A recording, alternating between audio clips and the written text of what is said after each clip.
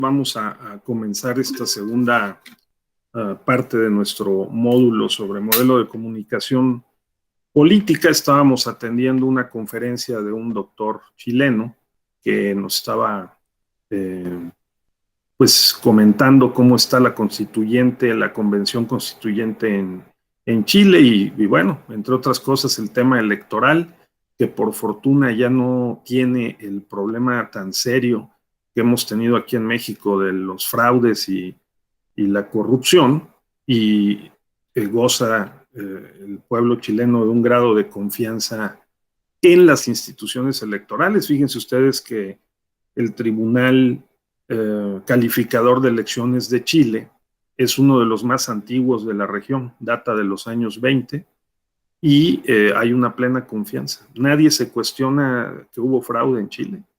Ese es un dato importante, porque nosotros hemos construido todo nuestro sistema electoral contemporáneo con base o por motivos de desconfianza. Entonces, hemos tenido que poco a poco ir sentando la infraestructura de la organización de las elecciones, desde la credencial para votar con fotografía, el padrón o la lista electoral y todos los elementos que se llaman de infraestructura, ¿sí? O sea, los partidos políticos, las garantías para el voto libre, los ciudadanos, la ciudadanía, repito, la lista electoral, el registro federal de electores. Todo esto lo hemos tenido que construir prácticamente de la nada, porque antes de que tuviéramos la credencial para votar con fotografía, lo que teníamos era una credencial de cartoncillo. Ustedes son muy jóvenes, la mayoría, y nunca la vio, pero teníamos para votar una especie como de cartoncillo de color rosita, ¿sí? En donde venía escrito a máquina el nombre de ustedes, ¿sí? Y traía la firma de ustedes. Y con eso se presentaban a la casilla a votar. Obviamente ese cartoncillo era muy fácilmente falsificable, se podían hacer miles a la sombra, y entonces eso servía como documento de identidad para votar. Obviamente era muy endeble, ¿no? Muy frágil. Entonces, desde eso hasta lo que estamos viendo en este módulo y lo que ustedes van a ver en el diplomado, que es la sofisticación de haber comprado una máquina que costó $50 millones en Israel para poder darle seguimiento a la pauta de radio y televisión, de todas las señales radiodifundidas, ¿sí? Y televisadas que tiene el INE para poder verificar que la pauta se cumpla. Entonces, cuando vienen los extranjeros a México, dicen qué les pasa a los mexicanos y a las mexicanas, ¿no? Porque el grado de desconfianza interpersonal y frente a las instituciones y autoridades nos ha hecho montar en 30 años un sistema único en el mundo, pero también único por su costo, lógicamente. Y en el fondo está el problema, repito, de la desconfianza. En la conferencia que nos dio el profesor Nash hace un momento, claramente le preguntamos tanto el doctor Alfonso Herrera como su servidor el tema de los organismos electorales en Chile, cómo la convención constituyente está viendo este tema. Y dice, ¿saben qué? Aquí no es un tema, porque aquí le tenemos confianza. En 1 hora y media están los resultados electorales y todos creemos en ellos. O sea, para poder contrastar la importancia del contexto, la importancia del contexto. Entonces, en ese contexto, la calidad de la ciudadanía, sus creencias, percepciones, formas de conducta, la relación interpersonal entre nosotros, la forma como vemos a las autoridades, lo que creemos que van a hacer o no van a hacer, lo que realmente hacen, ¿no? El valor de la transparencia, las zonas de penumbra, ¿no? Todos estos son factores que afectan muchísimo el diseño de un sistema electoral y su puesta en práctica. Yo creo que México es un ejemplo, pues no es el único, pero es uno de los ejemplos más notorios de cómo tenemos tantas medidas de seguridad en la credencial para votar con fotografía. Tenemos más de 20 medidas de seguridad para evitar que se falsifique. Y aún así, el problema es que recuerden ustedes que lamentablemente unos ex colegas, funcionarios electorales del OPLE de Chiapas fueron destituidos y sancionados hace unos cuantos años, hace unos 3 años, por el uso indebido del padrón electoral, por un intento, pues fue consumación de alterar las credenciales para votar y de registrar o permitir que se registraran o entregaran las credenciales a migrantes centroamericanos, ¿sí? Entonces, notemos que tenemos un problema que es de nosotros, que tenemos que resolver nosotros porque es parte de nuestro contexto. Acaba de aparecer un reporte de la CEPAL, de la Conferencia Comisión Económica para América Latina, que se titula desafiantemente ¿Cómo construir confianza? Y yo creo que cómo construir instituciones como el INE, el Tribunal o la Fiscalía especializada en delitos electorales es una tecnología tan importante como la de cómo construir confianza en la ciudadanía, entre nosotros. Darle un mayor valor a la palabra, ¿no? A las actitudes y las conductas. Y eso sí cruza por todas las instituciones, desde la familia hasta los sindicatos, las empresas, las iglesias o el Estado. Todas las instituciones sociales. Entonces quería yo comenzar con eso porque creo que es interesante, ¿verdad? Un segundo spot, ¿no? Creo que ya les dije buenos días, ¿no? Estaba yo un poquito emocionado ahí con la conferencia y todo, pero bueno, que estén todas y todos muy bien. Pero un segundo spot, fíjate, Juan Ignacio, compañeras, Beatriz, es que hoy en el periódico hay una nota muy interesante. Yo la vi en el periódico Reforma, pero creo que está en general en las redes y en los medios, que es la decisión que tomó la Sala Superior, el Tribunal Electoral, para confirmar la medida cautelar. Fíjense este lenguaje, ¿no? Que la medida cautelar que consiste en que el INE le mandó a decir al presidente de la República que deje de hacer propaganda a la obra gubernamental y se refiera a la revocación del mandato. Es muy importante. Ese es parte del modelo de comunicación política, nada más que relacionada con la Ley Federal de Revocación del Mandato. Pero como veremos en la sesión de hoy, este sentido de la comunicación política en México está prevista desde 2007 y reforzada en 2014. Es a lo que nos vamos a dedicar centralmente el día de hoy. No sé si tienen, para empezar ustedes, algún comentario sobre esto que he mencionado de manera breve. Adelante, Juan Ignacio, por favor. Yo sí tengo algunos comentarios. Órale, sí. Digo, me parece importante conocer la experiencia de Chile, pero sí. También creo que hay que dimensionarla en comparación con nosotros. Chile es un país con 17 millones y medio de habitantes que realmente son poco comparables con los más de 120 millones que somos aquí en México. Entonces creo que de ahí en entrada ya tenemos una diferencia en ese sentido. Es mucho más fácil organizar elecciones más pequeñas que más grandes. Pero también creo que nosotros en México hemos construido un sistema electoral sólido, de los mejores del mundo, creo que es ejemplar en ese sentido, pero que no ha podido resolver el principal reto, que es la influencia de los titulares del Ejecutivo en las elecciones. No necesariamente tienen que intervenir directamente para decir o meter las manos al proceso electoral para mantener influencia. A mí me parece que esa influencia está de por sí dada en la percepción que tenemos como sociedad del titular del Ejecutivo, como un titular fuerte, como algo así. Me parece que ese es el principal reto que tenemos y que ninguna de las reformas electorales ha podido desmontar.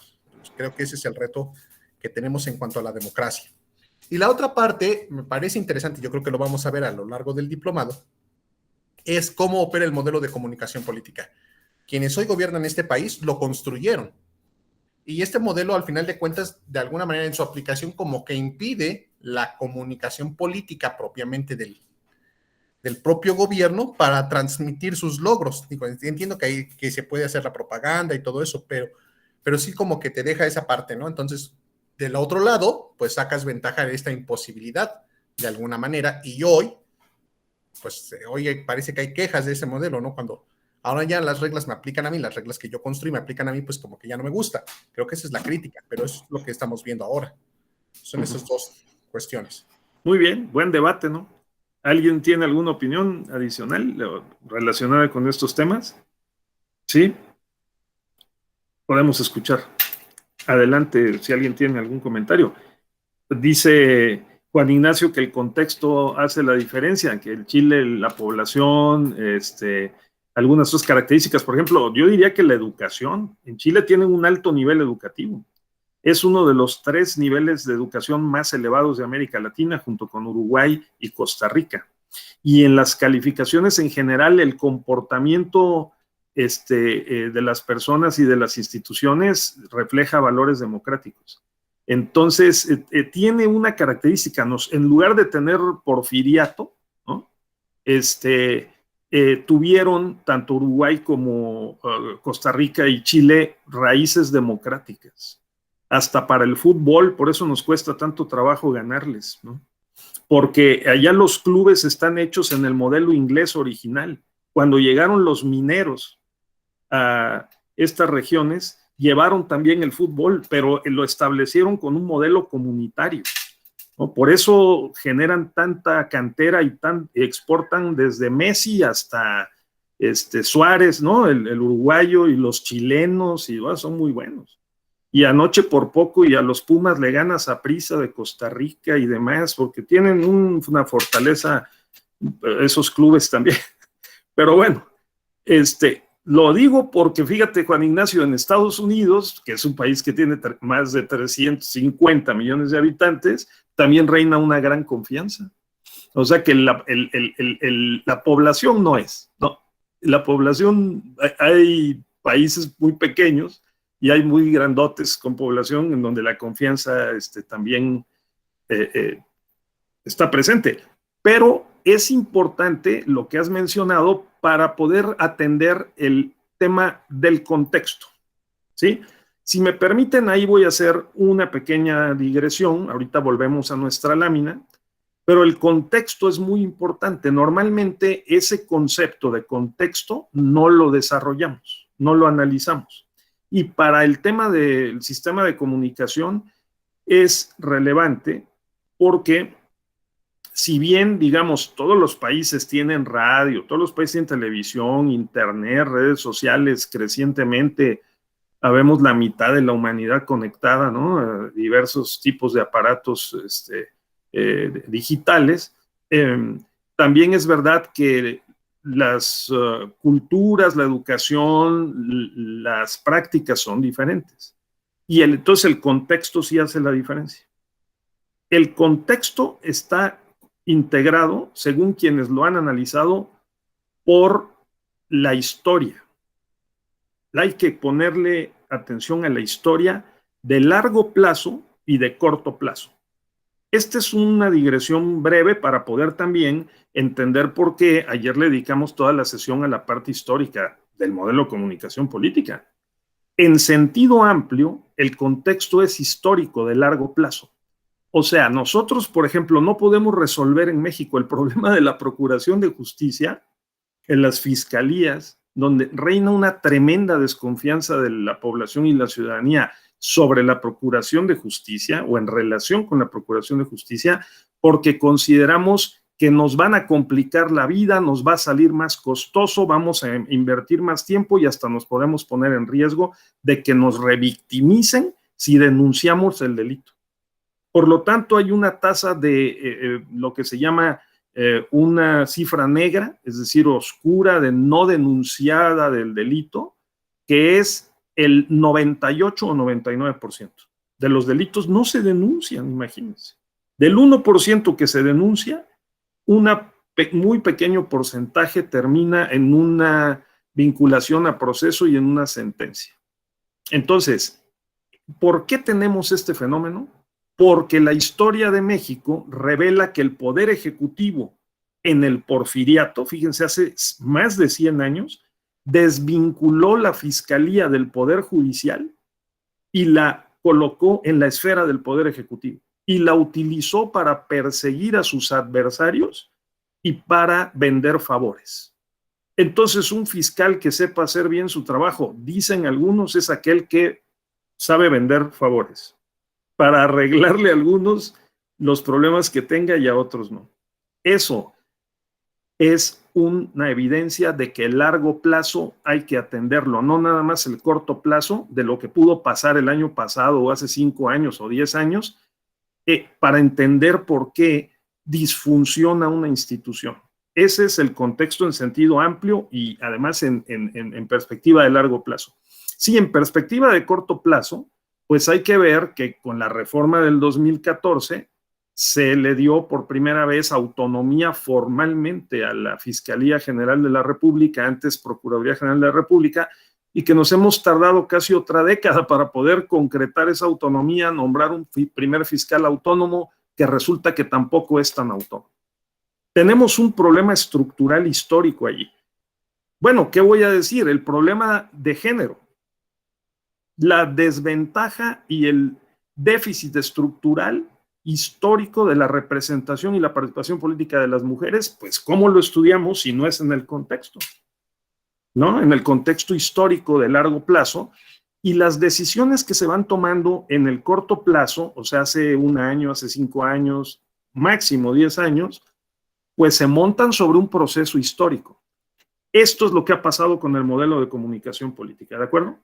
Este es el mensaje que yo les quiero entregar principalmente en este módulo, porque el modelo de comunicación política en México depende de factores de contexto histórico de largo plazo, de la forma como se gestó la organización del poder de los partidos, del Estado y de los medios de comunicación y del derecho, ¿sí?, en México, que es un modelo, así como hubo partido hegemónico, también hubo un poder mediático hegemónico, vamos, para ponerle nombre. Y este poder mediático hegemónico representado con primero Televisa y luego, cuando ya se le pusieron muy difíciles las cosas al gobierno federal y al presidente, pues privatizar y crear TV Azteca para por lo menos tener otro actor con quien poner a competir a Televisa y negociar y abrirse un espacio de maniobra, ¿no? Entonces, esto es en el contexto histórico más amplio y de largo plazo.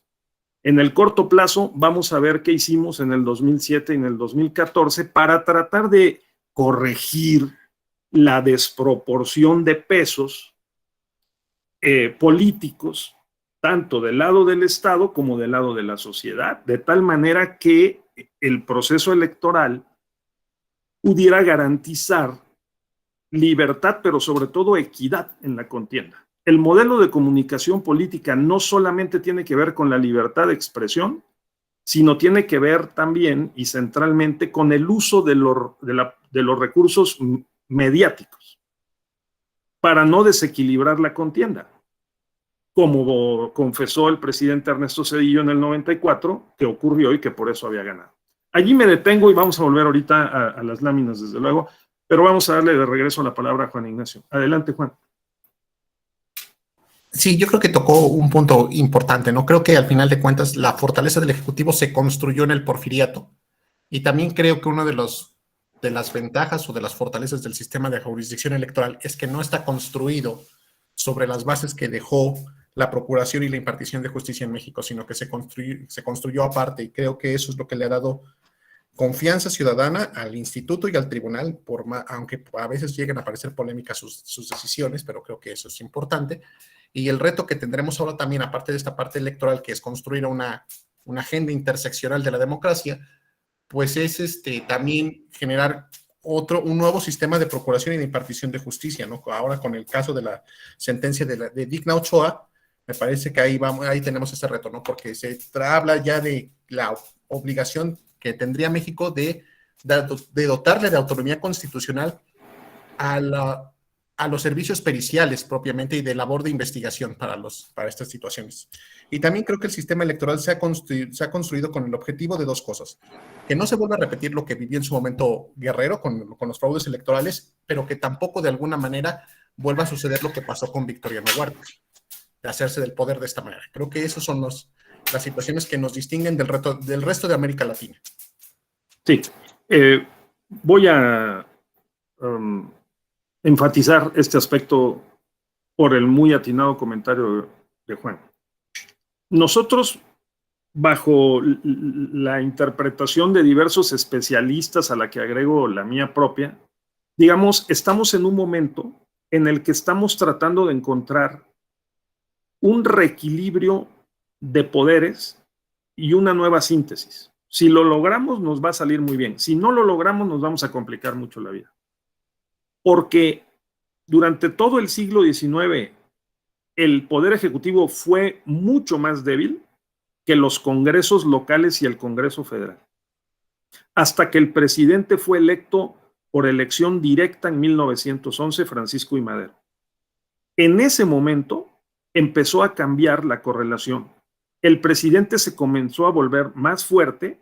Esas reformas fueron una de las principales preocupaciones del constituyente de 1916-17, la constitución de ese año, y como no fue suficiente, porque si seguimos matando presidentes, a Venustiano Carranza, Álvaro Obregón, 1919 y 1928 respectivamente, se tuvo que hacer todavía otro esfuerzo para poder concentrar más esta dispersión y riesgos del sistema social de que hablábamos ayer, ¿sí? Junto con la aparición y difusión de la radio y luego de la televisión. Y esa fue la creación del Partido Nacional Revolucionario, ¿sí? En 1929, y luego tenemos las reformas de 1933. Por favor, tener presente, para explicar el contexto del sistema de comunicación política contemporáneo, las reformas de 1933 también, porque esas reformas le entregaron al presidente de la República varias facultades que 70 años después, 80 años después, le tuvimos que retirar.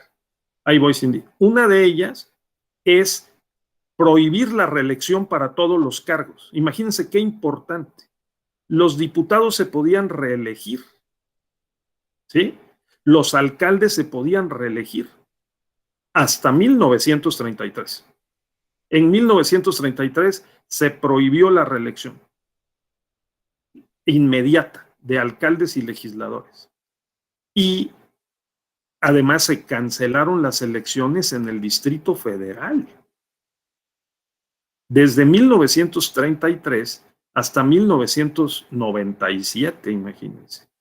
Entonces, si a eso le agregué, ¿cuál es el efecto o fue el efecto de eso? Todo el poder al presidente. Si además tenía el partido hegemónico que lo acompañaba sexenalmente en su proyecto de gobierno, ¿sí?, y de Estado, comprenderemos que eso, sumado a los medios de comunicación que expliqué ayer, ¿no?, las concesiones otorgadas a los empresarios, pero son concesiones del gobierno, del Estado, ¿sí?, pues lo hizo muy poderoso. Desmontar ese aparato ha sido la historia de la transición democrática, de 1968-77 a la fecha. Y en materia de comunicación y de comunicación política para efectos electorales en particular, ha costado mucho trabajo. Mucho trabajo. Comenzamos en 1996 por la elección presidencial del 94, puesta en duda por el propio presidente Zedillo, que ganó, ¿no? Y luego, en el año 2000, por el Pemex Gate y el Fox Gate del año 2001, en donde se usaron recursos y obviamente se hizo uso de la propaganda para poder ganar, ¿no? Aunque se dijo que Fox no pensaba ganar ni la Bastida perder, o sea, el PAN y el PRI, y los dos usaron recursos que fueron a ser descubiertos por el INE con autorización reforzada del tribunal. Los descubrieron Y de ahí emergió la posibilidad de que el PRD ganara en el 2006. El PAN y el PRI hicieron todo lo que pudieron, junto con una alianza, coalición de empresarios, a través del modelo de comunicación política que permitía esos márgenes de comprar tiempo aire en radio y televisión, de estar utilizando la calumnia y la diatriba y campañas negras, pues trajeron a unos expertos internacionales en campañas negras, y haya sido, como dijo el presidente Felipe Calderón, pero ganó, aunque sea por unos milímetros. Y esto llevó o condujo a que se diera la reforma del 2007 que vamos a ver a continuación, y luego 2012. Pero antes, Cindy, por favor. Gracias. Pues yo nada más quería intervenir en el sentido de decir que para mí, se me hizo muy interesante que usted retomara este tema del contexto, que hiciera este paréntesis, porque el contexto es un elemento fundamental de la comunicación política. Hay muchísimos ejemplos como los que usted acaba de manejar, y asuntos incluso, por ejemplo, cuando hay o se denuncian actos anticipados de campaña, una expresión, una publicación, un dicho, puede ser calificado precisamente como una infracción a la normativa en el momento en el que se está haciendo, mientras que en otro momento en que se realiza o en una situación particular pudiera no serlo. Y pues este tipo de comunicación, al hacerse en el momento oportuno, puede traer una gran trascendencia, pero también podemos ver que hay una infracción o una situación que crea desventaja hacia una candidatura o en un proceso electoral simplemente por el tema de estarse haciendo en un momento o en otro. Entonces, claro, hay asuntos resueltos donde por darse en ciertas circunstancias, en cierto momento, con ciertas características, si hay infracción, y otros que no, siendo que puede tener un impacto muy importante y no ser una infracción. Entonces, para mí el contexto es fundamental y puede dar la diferencia entre un asunto y otro, una conducta que puede ser igual, pero según el contexto puede infraccionar la norma o no. Correcto, muy bien, Cindy, totalmente. Y por eso es atendible caso a caso, ¿no? Las circunstancias de modo, tiempo y lugar en que tienen lugar los actos, por ejemplo, anticipados o presuntos actos anticipados de campaña, o lo que está pasando ahora, ¿no? Hay sembradas por varios lugares del país, en las carreteras, en la promoción de los partidos para la revocación del mandato, y está prohibida.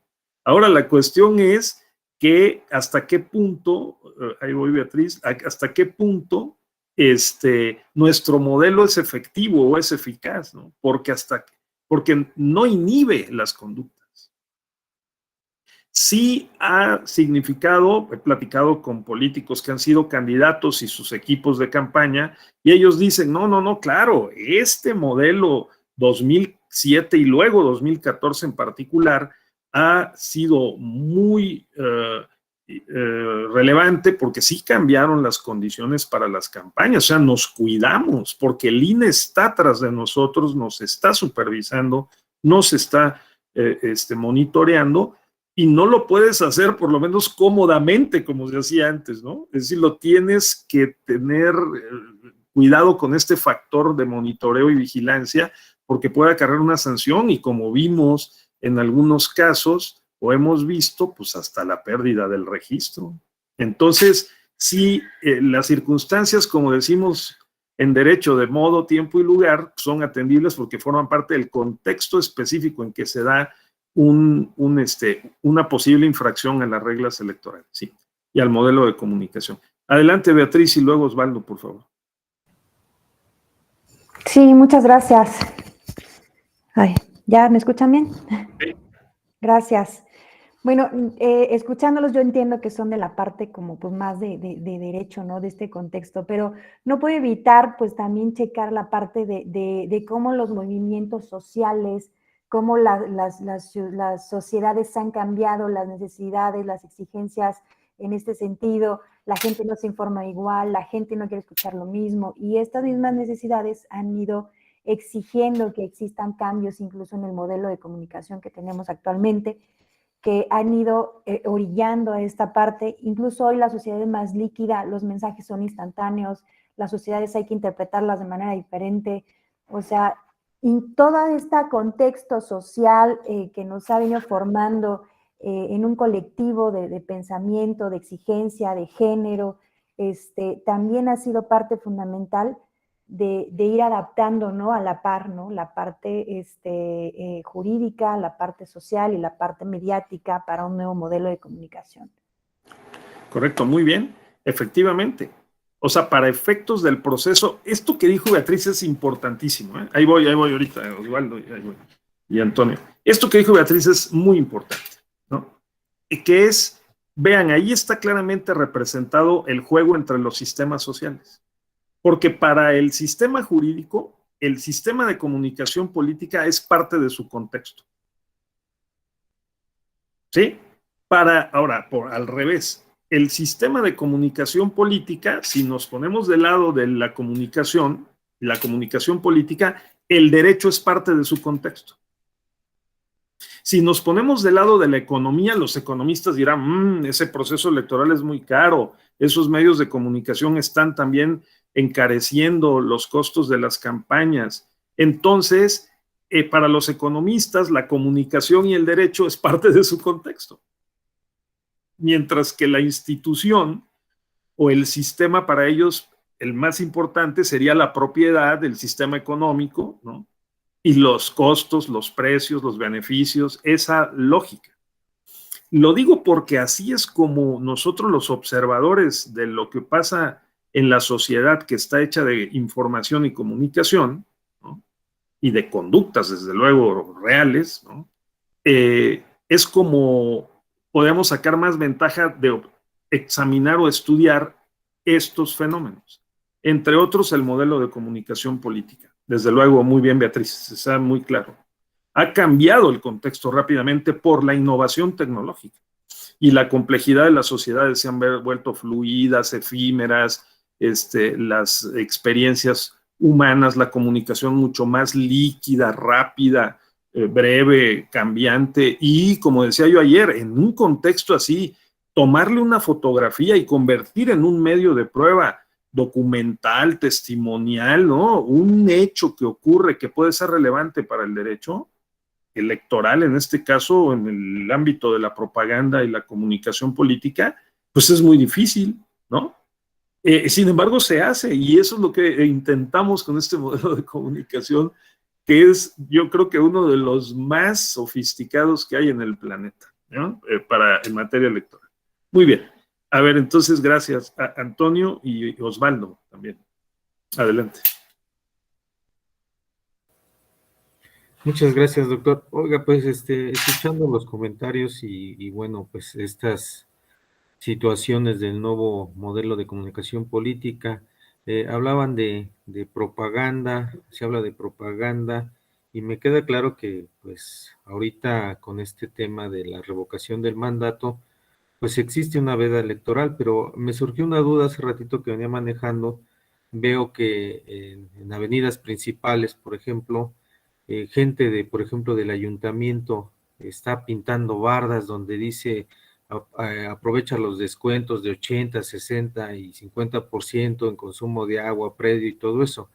Entonces, eso no encuadraría, lo digo honestamente, como una situación que estuviese prohibida por derivado de la veda en este proceso, porque finalmente es un proceso, digamos que electoral, esto de la revocación. Entonces me surgió ahorita la duda si ellos no están cumpliendo o si piensan que esa situación no procede. Me queda claro que se está prohibido, lo que está permitido es hacer, digamos que divulgación sobre protección civil, salud y educación, pero en ese tenor ellos, digamos que promueven o divulgan sus programas de descuentos, digamos que para la sociedad.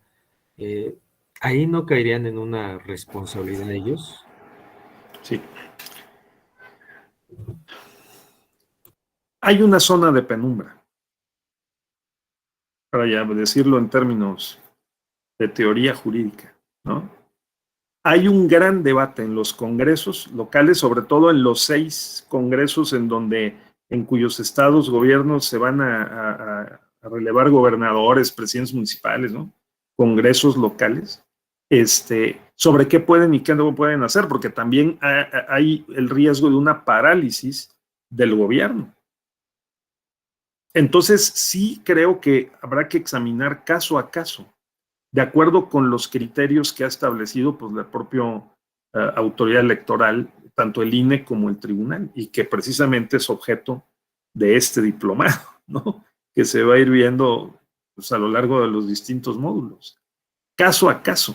Yo creo que para atender lo que decía Beatriz, el contexto inmediato, o sea, las circunstancias de modo, tiempo y lugar, a ver si los supuestos normativos previstos pues van a encajar estos hechos a los que te refieres y ser relevantes para el derecho electoral sancionador, ¿no? Sí, porque también es preocupante lo contrario, ¿no? Cruzar la frontera y que haya una parálisis de los gobiernos en un momento tan delicado para el país en el que claramente, por lo menos en algunos sectores, se está perdiendo la presencia del propio gobierno o de los gobiernos. Entonces sí es atendible. Pues ayer fue también materia de un debate en la Cámara de Diputados y en algunos congresos locales existe esta preocupación. Algunos periodistas también lo han expresado, de que como que no queda claro, digamos, ¿no? Hay una zona de penumbra. Y es que también echa la ley, echa la trampa, o sea, la ley o las medidas y las normas no pueden prever todas las hipótesis y por eso es tan importante el papel que juega el INE, la Comisión de Quejas y Denuncias, que se presentan las quejas como esta que tú mencionas, que se podría presentar una queja ámbito local o ámbito federal, ¿verdad? Para poder llevar a cabo la investigación que después se puede convertir en un procedimiento especial sancionador que resuelva la sala especial, regional especializada. Entonces, sí es un asunto, pues, de los más complicados que enfrenta el derecho electoral, digamos, ¿no? Para su regulación, la justicia electoral para su justiciabilidad y su solución. Sí. Sí, adelante, Antonio. ¿Quieres hacer uso de la palabra, Antonio? ¿O Adrián también? Por favor. Buenos días, ¿sí me escuchan? Sí, sí. Buenos días a todas y a todos. Voy a citar textualmente un extracto de la resolución del tribunal respecto a la impugnación de la adopción de las medidas cautelares que hizo el INE respecto de el pronunciamiento del presidente de la República, un hecho concreto, pero que para efectos prácticos me parece que es ilustrativo y abarca para todo servidor público. Correcto. Dice, la regulación de la participación de las y los servidores públicos en los actos de democracia directa, como lo es el procedimiento de revocación de mandato, no debe ser visto como un mecanismo de censura previa. Lo anterior, debido a que busca que la decisión de la ciudadanía durante el ejercicio de su sufragio sea libre y que el acceso a la información respecto de las opciones que le sean planteadas, lo anterior desde la perspectiva del derecho humano a vivir en democracia. Y esto lo traigo a colación por el comentario que surgió hace un momento de la duda. Me parece que definitivamente sí es materia de una queja o denuncia, puesto que las determinaciones que han surgido respecto a este tema es claro.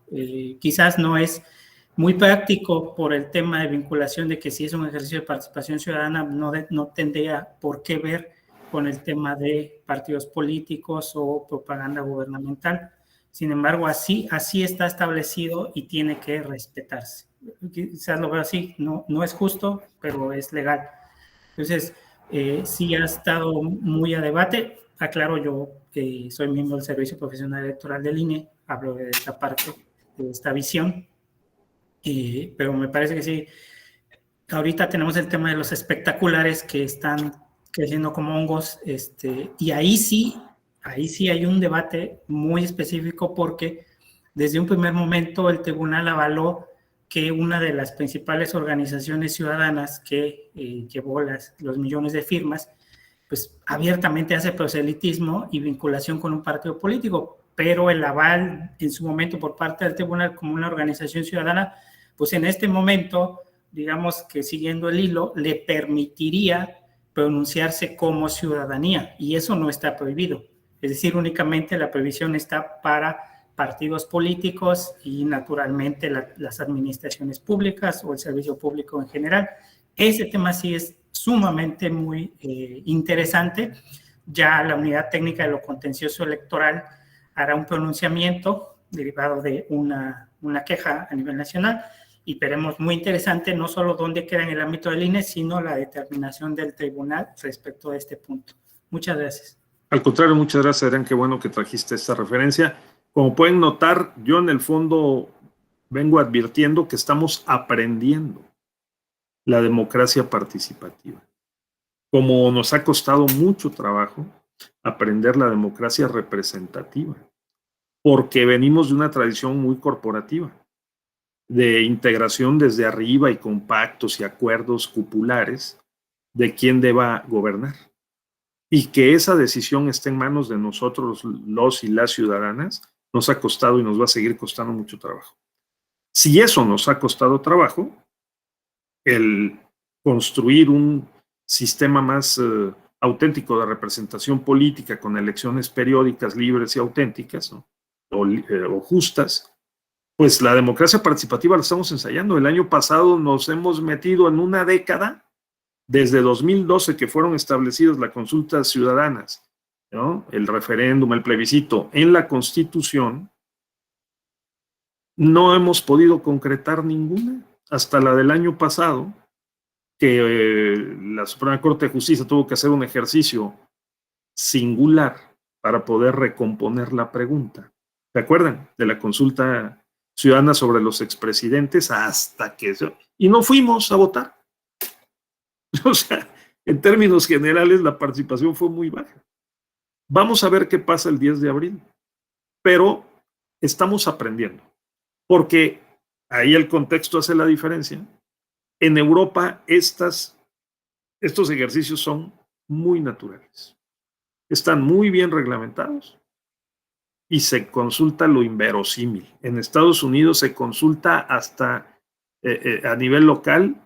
Entonces, el año pasado lo vimos con la elección del gobernador de California. El mismo día de la elección se le consultó a los californianos cosas que a nosotros podría parecer absurdas, que es el de si las personas en los videos eróticos deberían aparecer o no desnudas, por ejemplo.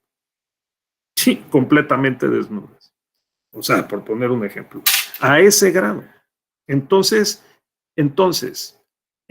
nosotros tenemos que aprender. Venimos de una tradición muy rígida, de un modelo absolutista de Estado, 300 años, del cual no nos desprendimos en los siguientes siglo y medio.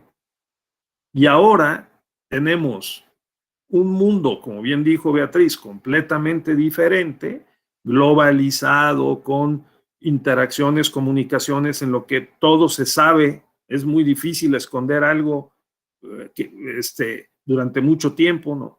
Desde las casas blancas a las casas grises, ¿no? Y entonces, claro, tenemos que aprender y practicar, creo yo, las dos, la democracia representativa y la participativa. Y en medio de esto está el modelo de comunicación, porque ya dijimos y hemos reiterado que son sistemas sociales interactivos. Bien, ¿alguien más tiene algún comentario? No, bueno, entonces vamos a regresar a lo que a mí me corresponde, porque no me corresponde todo, pero a nosotros en este módulo pues nos corresponde ver los contornos, los aspectos relevantes del modelo de comunicación política, ¿sí? Entonces, vamos a regresar y vamos a recordar que dijimos un mensaje primero en el sentido de que hay actores centrales de la trama político-electoral y de la comunicación política. Hay actores directos y actores indirectos. Y que los medios de comunicación y las formas de comunicación se han convertido en actores directos cada vez más del proceso electoral. También dijimos que tenemos sistemas sociales y que depende de cómo lo veamos, esto se dice rápido y fácil, pero exige un estudio cuidadoso y una observación detallada, cuidadosa. Podemos, como se hizo hace un momento con el comentario de Adriana, muy evidente la posibilidad de ponernos del lado del sistema económico y ver sus instituciones y su contexto. Ponernos del lado del sistema jurídico y ver sus instituciones, su contexto, o del lado de la comunicación, o del poder, la política, sus instituciones y su contexto. Si alguien le hiciera eso, pues entonces sería jurista, politólogo, sociólogo, economista y sabría mucho más, tendría una mejor apreciación de los fenómenos sociales, ¿sí? Es lo que llamamos la multidisciplinaridad o la interdisciplinaridad. Como dijo Sor Juana Inés de la Cruz, nadie es dueño de la verdad absoluta, pues no, la compartimos entre los diferentes observadores y observaciones que se hacen desde diferentes miradores, ¿no? Que además están en funcionamiento, que son dinámicos. Ese es uno de los problemas de este modelo de comunicación política y su pretensión de garantizar la equidad en la contienda. Los tipos de modelo de comunicación han avanzado, desde la tablilla, el libro, la prensa, el telégrafo, la radio, la televisión, hasta el internet y las redes sociales. Y desde luego representan desafíos para la regulación y en este caso para la garantía de la libertad de expresión por un lado y por el otro, de la equidad en la contienda. Eso me parece que estuvimos viendo ayer. Dos modelos, el europeo y el americano, uno más hacia los medios públicos, campañas más reglamentadas, intervención mayor del Estado en la sociedad democrática y en el proceso electoral, y por el otro uno más desregulado, el americano, en donde pues se traslada al proceso electoral las premisas del mercado, de un mercado de votantes que hay que atender, que hay que encantar, que hay que convencer a través pues de una serie de instrumentos de mercadotecnia. Y México, que es un país cruce de muchos caminos, ¿no? De muchos mundos, pues hemos adoptado el modelo mixto de comunicación. Por una parte tenemos un modelo europeo con mucha reglamentación, mucha intervención, presencia del Estado, con una presencia del INE bastante importante, una sala regional especializada, no existe en ninguna parte del mundo para revisar estos temas y dictar una sentencia que puede ser revisada por la sala superior. Aparte, como es un Estado federal, pues tenemos en cada entidad federativa la posibilidad también de que ocurra lo mismo, como nos dijo hace un momento el compañero, que en una barda están pintando en un municipio, pues entonces se va a tener también, o se puede presentar la queja en el ámbito del OPLE local, ¿verdad? Y por ahí también se corre una cadena impugnativa posible. Ahora, como dijo una compañera hace un momento, este modelo también tiene sus limitaciones y debilidades porque hay multas o hay sanciones que se van imponiendo a través de una sentencia un año después de que ocurrieron los hechos. Entonces lo tenemos que corregir, ¿no? Seguramente en el diplomado tendrán oportunidad en otros módulos examinar con más detalle estos aspectos, particularmente cómo opera el procedimiento especial sancionador y cuáles son sus fortalezas y sus debilidades. Bien, este modelo mexicano mixto de comunicación política además se entrevera con las prácticas históricas que no nos terminan de dejar en paz de la época del partido hegemónico y también de la época, como dijo Bilbao, del porfiriato, porque Porfirio Díaz comenzó maiceando a los periodistas y comenzó cooptando a los opositores e hizo toda una serie de prácticas que después, según los más estudiosos de esta historia política nacional, fueron recuperados intergeneracionalmente en la época del partido hegemónico, ¿sí? Entonces nos ha costado y nos seguirá costando desprendernos de esas prácticas, que es el dinero bajo la mesa, ¿de acuerdo? Que es a lo que se refiere Luis Carlos Ugalde, que lo ha estudiado al detalle, con entrevistas a los líderes, a los candidatos, los partidos políticos, y que le han confesado que por supuesto hay distintos tipos de arreglos con los financiadores de las elecciones y también con los medios de comunicación para lograr algunas ventajas. Para las autoridades electorales supervisar, monitorear, detectar, identificar, ¿no? Prever, cautelar y finalmente remediar, sancionar estas conductas, pues es complicado. Pero lo intentamos y lo estamos haciendo. Sin duda es algo que marca, especialmente por el tema de la propaganda, la calumnia, la diatriba, campañas negras, más a través del uso del Internet y las redes sociales, estos últimos 10 años, ¿sí? En que la cuarta revolución industrial pues ha hecho su aparición estelar y que nos sigue sorprendiendo, ¿no? Con las tecnologías 5G, 6G, ya anda en China 6G, o sea, tecnologías digitales de sexta generación, el metaverso y los multiversos y todo esto que parece que, ay, hombre, es de ciencia ficción. No, nos están a todos las grandes masas de poblaciones y votantes, pues cada vez más codificando para poder predecir también las preferencias de nuestras ideologías, conductas y poder influir en el proceso electoral, desde luego. Entonces, pues eso se sabe muy bien cómo en Estados Unidos ha avanzado bastante. Nuestro modelo híbrido de comunicación, entonces, es particularmente complejo. Ya dijimos, de la nula regulación a la máxima regulación. Hemos pasado de no regular los medios de comunicación y la comunicación política a hiperregular. Y a que haya irrumpido en la última década, las últimas 2 décadas, desde 2000 en adelante, este modelo que hemos llamado de mercado de la comunicación política.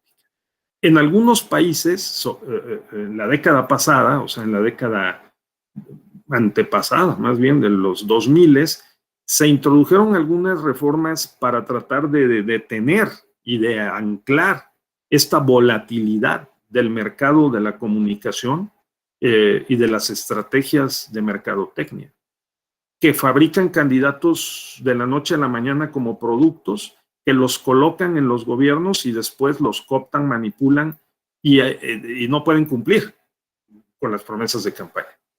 Sí, por ejemplo, en Uruguay y en Argentina se usa, fíjense cómo un elemento del sistema electoral puede, digamos, compensar y atenuar y reorientar o condicionar el modelo de comunicación política. Me refiero a el llamado paso. ¿Qué es el paso? Son primarias, ¿sí? Son las primarias que tienen lugar hacia adentro de los partidos, ¿sí? Que son simultáneas y obligatorias. Son elecciones intrapartidarias para seleccionar candidatos que son simultáneas y obligatorias. Si nosotros tuviéramos en México elecciones primarias simultáneas obligatorias en todos los partidos y que éstas fueran organizadas por la autoridad electoral, ¿sí? Entonces tendrían que haber candidatos que tuvieran una mayor militancia partidista y que no llegaran como outsiders o que de repente cambiaran de partido vía el transfugismo, porque el modelo de comunicación política, la mercadotecnia electoral, ¿verdad? La mercadotecnia de la comunicación política electoral les permite convertirse en candidatos fugazmente. Ese modelo ha ayudado en Argentina y en Uruguay a, digamos, atemperar los excesos de un modelo de comunicación política basado en la operación del mercado, ¿sí? Con un enfoque, digamos, de mercadotecnia política electoral, ¿no? Por el lado de la comunicación. Bueno, entonces, ahora, veamos otros aspectos. Ya hemos dicho cómo ha evolucionado este modelo, ya estábamos en las causas del 2005-2006 que produjeron la reforma electoral del 2007, y bueno, pues en la más pura tradición mexicana del diálogo, el acuerdo, la concertación, la negociación entre las cúpulas, ¿no? Los líderes políticos, los partidos, el gobierno, con alguna influencia ciudadana y de medios de comunicación también. Finalmente se llegó al 2007 para establecer el nuevo modelo de comunicación política. En este nuevo modelo de comunicación nos tardamos decenios en colocar en la Constitución, en el artículo 6, el derecho de réplica, que prácticamente nadie usa, pero que está ahí, ¿no? Y después lo pusimos en la Constitución y no lo reglamentamos, obligando también a que por la vía de sentencias el Tribunal Electoral tuviera que establecer los términos en que se debía de conceder la réplica, ¿no? Que es precisamente el de que se cuestionen las fuentes de una información publicada y que nos den el derecho a replicar y a que la corrección se coloque en el mismo espacio, en el mismo nivel, ¿verdad? Y podamos, de difusión, en donde fue publicada originalmente, y ejerzamos el derecho de réplica. En este nuevo modelo, recuerden ustedes que desde 1969, el Estado mexicano, a través de sus diferentes gobiernos, tiene en su favor unos llamados tiempos fiscales, que desde entonces era el 12.5%, y que en una negociación precisamente para ganarse el favor de los medios de comunicación, de ese grupo poderoso de concesionarios, no propietarios, concesionarios de medios de radio y televisión, ¿no? Lo redujeron al 1.5%. O sea, del 12.5% al poquito más de 1%, del tiempo programable, ¿sí? Ahora, ¿a cambio de qué? A cambio de que esos promocionales del gobierno, de los tiempos fiscales, que así se les llama, no se transmitan en la madrugada, sino en tiempos llamados doble y triple A, o sea, los más costosos, porque son las horas en que hay mayor audiencia. Que estamos hablando de que hay mayor audiencia en la mañana, cuando tienen lugar los noticieros entre 8 y 10 de la mañana, y luego en la noche, entre 8 y 11 de la noche, ¿sí? Pero no que los pasen a las 5 de la mañana, ¿no? Entonces, 4 de la mañana, pues no los ve nadie. Y eso es lo que pasaba. Decían, bueno, los concesionarios decían, bueno, pues cumplo con ese impuesto especial, pero los ponemos todos a las 2, 3 de la mañana, pues, y cumplimos formalmente con la difusión de los promocionales sociales del gobierno, y ya está, ¿no? Entonces, eso, en la reforma del 2007, la principal medida, que fue muy discutible, que generó muchas reacciones mediáticas, políticas y jurídicas, ¿sí?, fue que los partidos políticos se pusieron de acuerdo para que sea desde entonces el IFE o el INE el administrador de los tiempos fiscales para efectos electorales. ¿De acuerdo? Ese es la principal característica o aspecto del modelo de comunicación política. No se pudo comprar a partir de 2007 libremente tiempo aire en radio o televisión. Yo tuve la ocasión de participar en ese entonces, que el doctor Lorenzo Córdoba era el secretario técnico de la Comisión para la Reforma del Estado en el Senado de la República, como consultor de una organización internacional, y colaboramos invitando a 10 expertos en ese junio del 2007, expertos internacionales en estos modelos de comunicación política, y a los senadores de la República de ese momento les llamó poderosamente la atención el modelo chileno, precisamente, y el modelo brasileño, un tanto el modelo español, porque estos modelos les dan un gran poder al Estado por la vía de los organismos electorales o bien órganos competentes para tal efecto,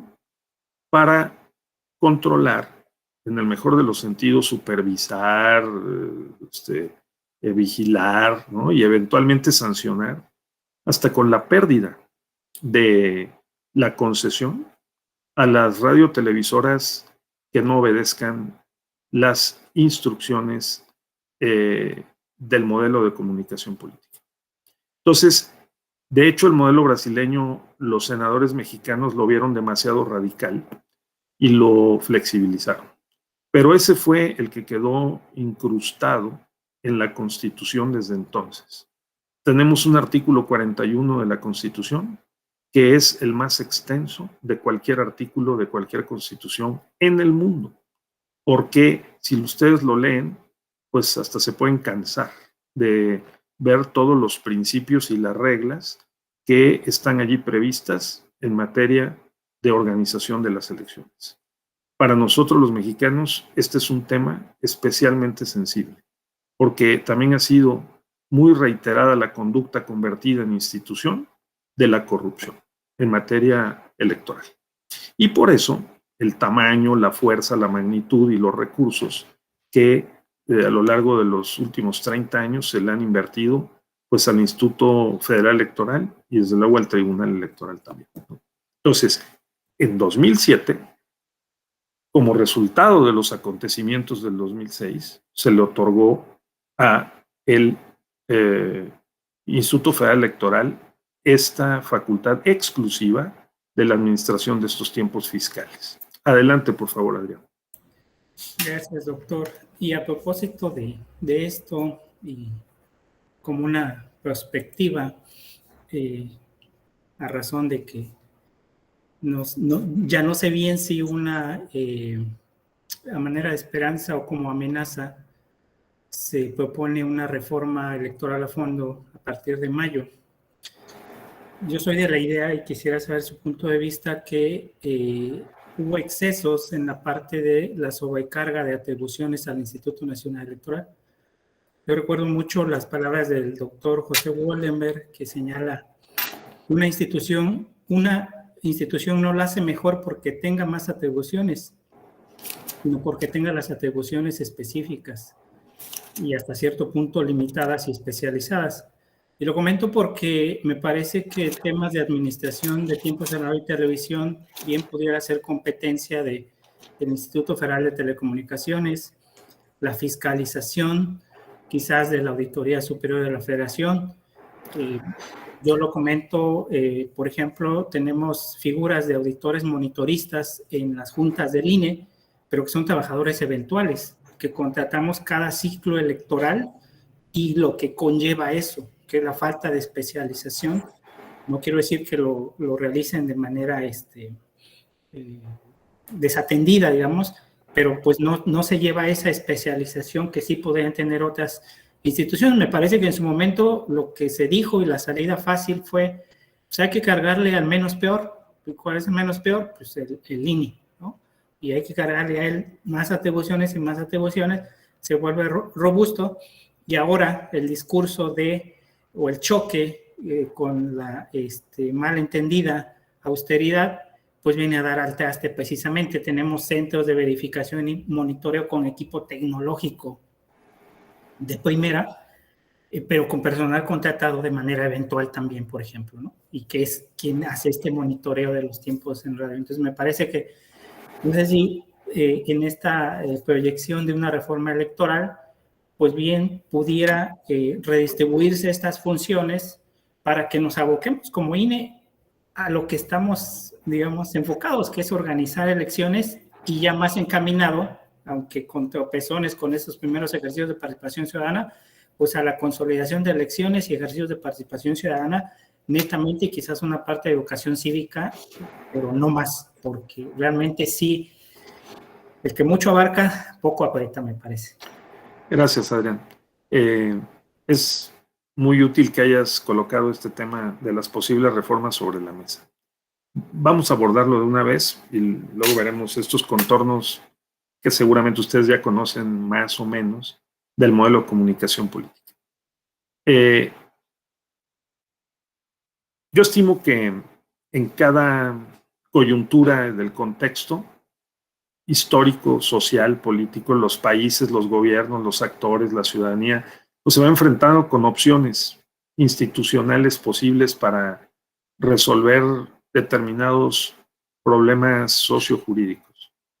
Y uno de ellos, en este caso, es el tema de cómo organizar el acceso al poder, su distribución y su control, ¿no?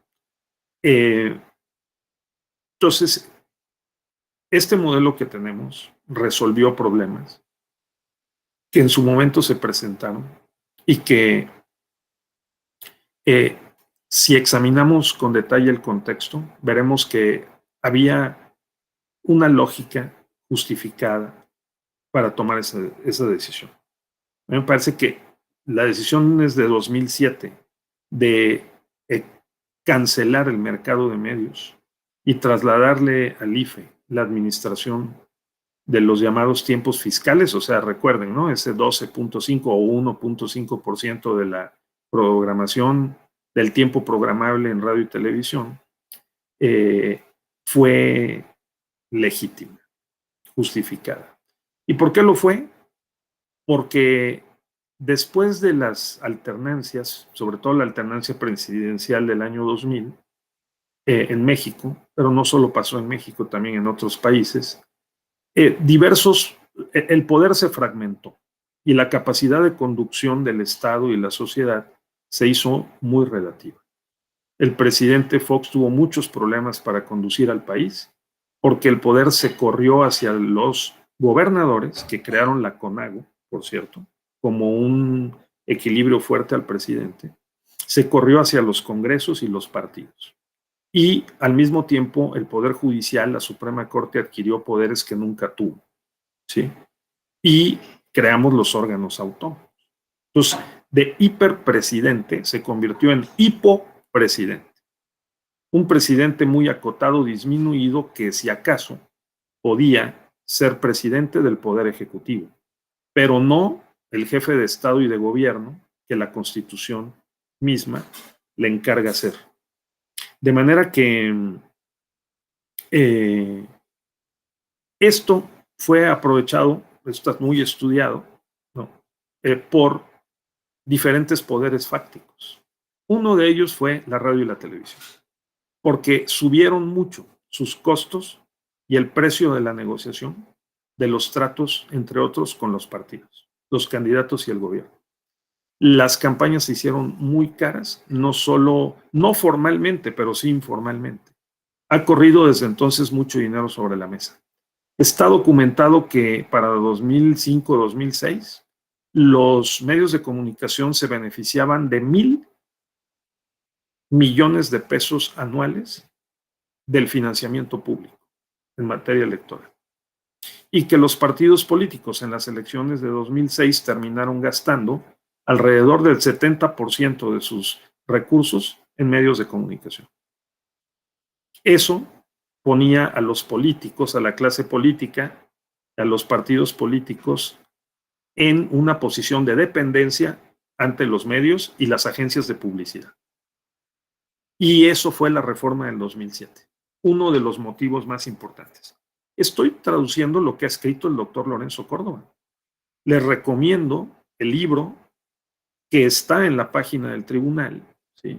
Y que se titula, o lo encuentran, lo pueden googlear, se llama La Reforma Electoral de 2007, hacia un nuevo modelo.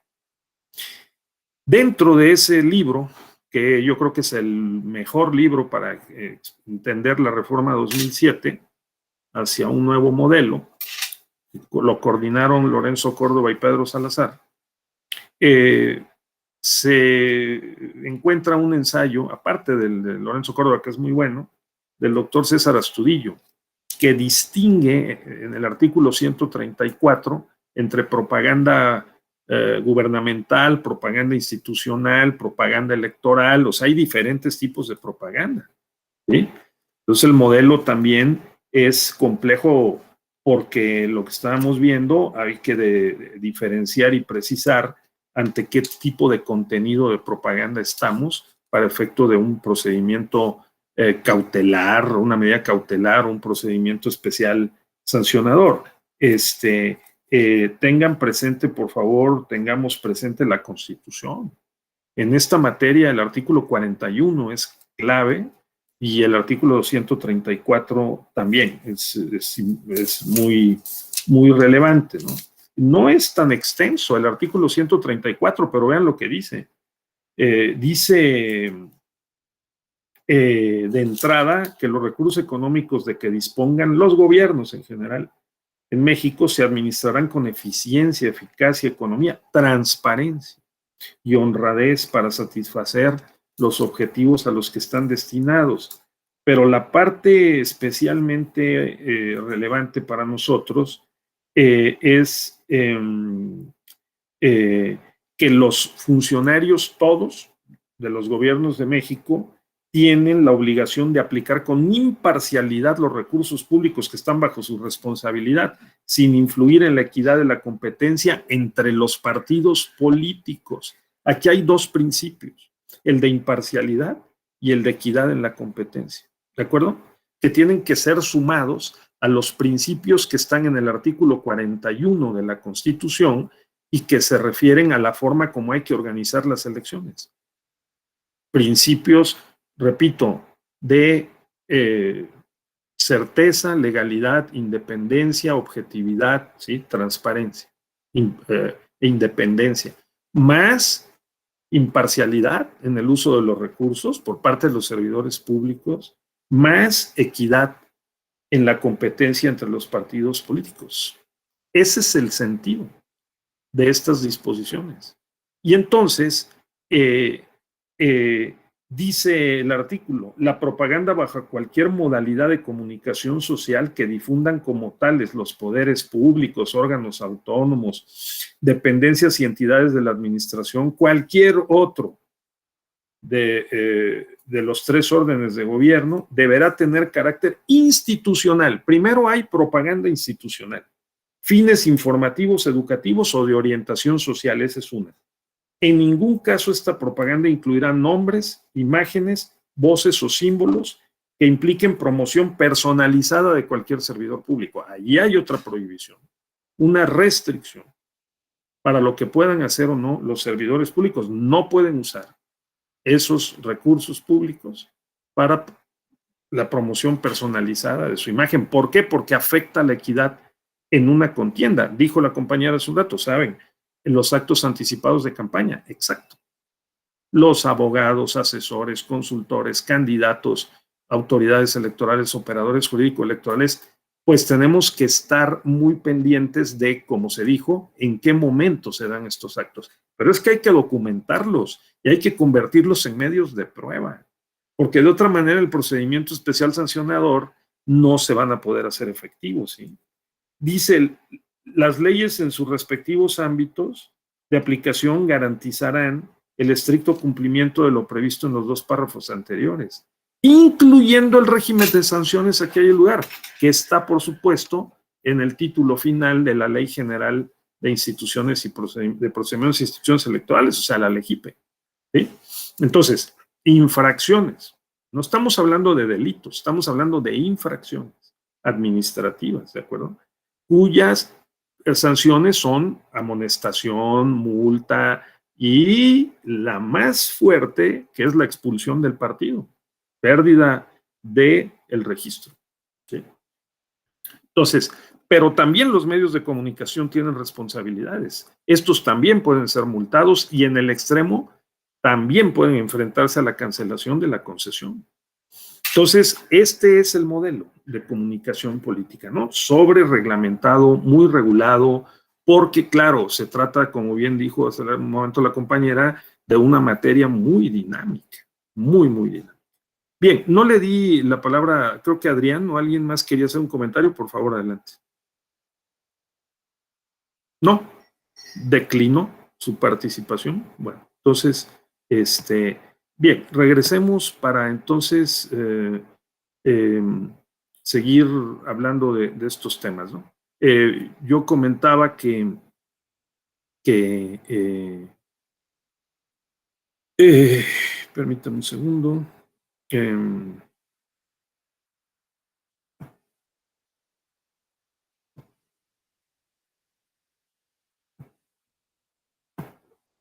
Sí, que estas son las principales características. Si alguien les pregunta, oye, ¿cuál es la principal característica del modelo de comunicación política en México?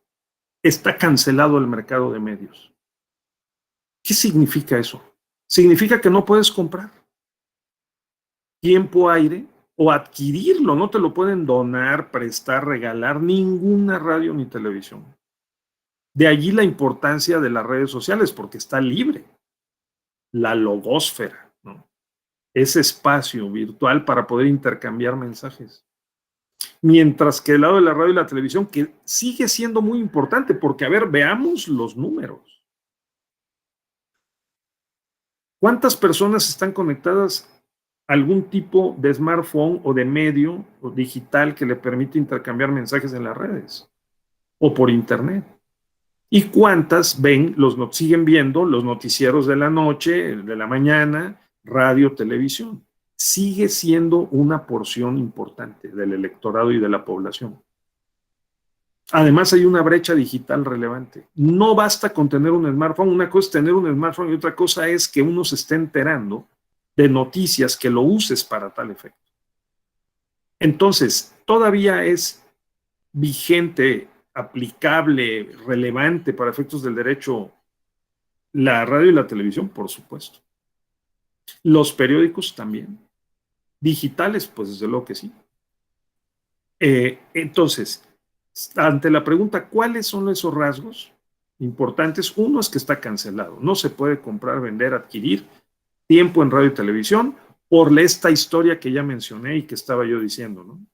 Que es el de que en 2006 había un desequilibrio y los políticos estaban arrodillados ante los concesionarios de los medios de comunicación, radio y televisión.